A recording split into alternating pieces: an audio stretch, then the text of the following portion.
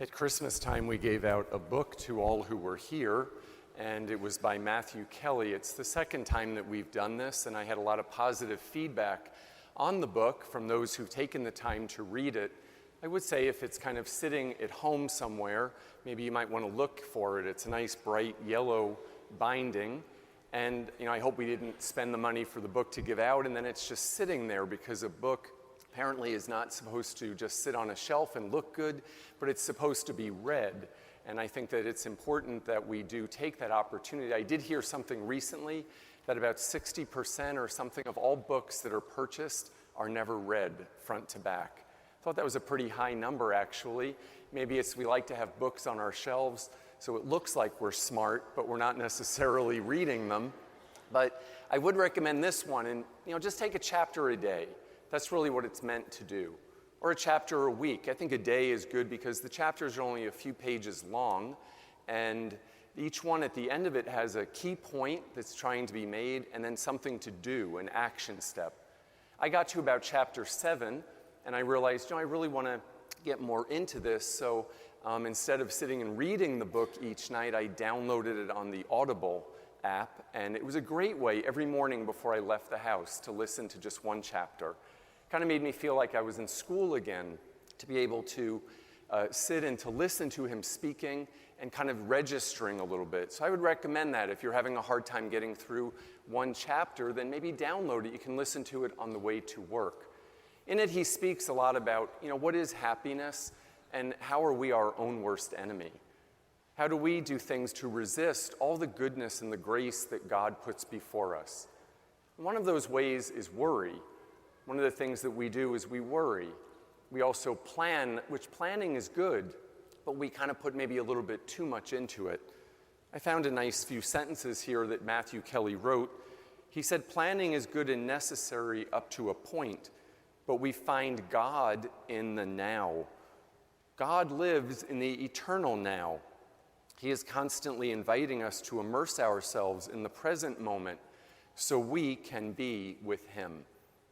I think that goes along with our scripture readings today, which speak about worry.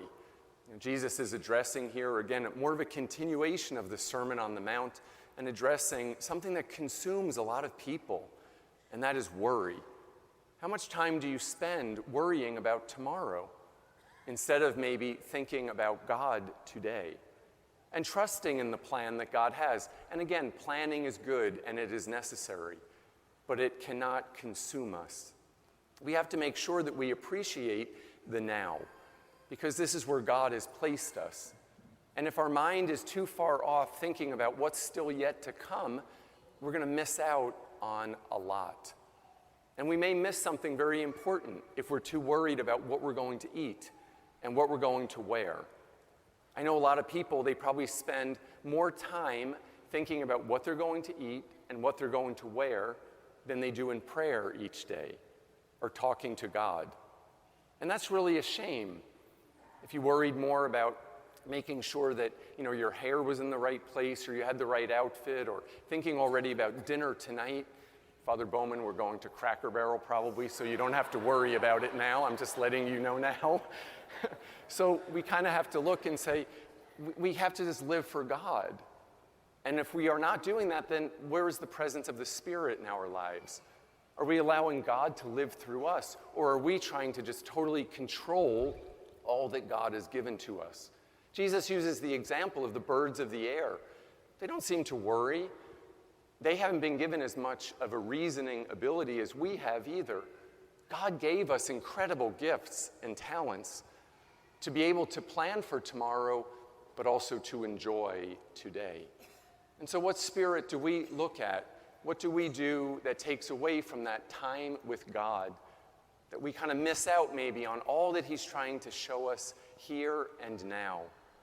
What are we missing out on is how God is speaking to us and making his presence known to us. But if we are not present to him, we're going to miss a lot.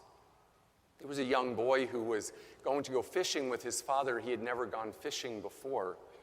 I could say, it was little Josh Swallows, but I'll kind of forget that. I know he likes his fishing and whatnot, but the little boy was there, and he was all excited about going fishing. The dad said, I'm going to take you tomorrow.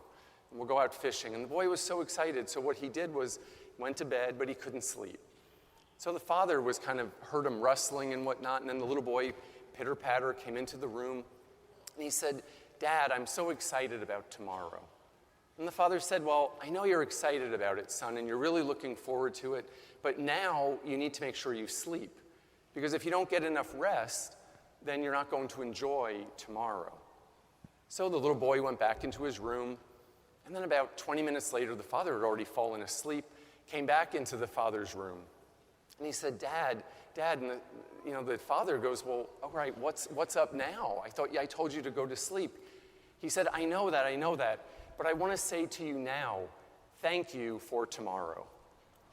I like that, and I think that maybe that's how God would like for us to approach him. I think the Lord would probably like us to say, thank you for all that's going to be according to your plan for me.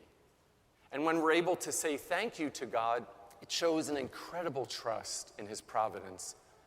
It shows an incredible trust in a relationship, a solid relationship with God. And that's really what he wants for each one of us. Looking forward to going fishing is great, but also it's a sense of gratitude because God is the one that's making it happen.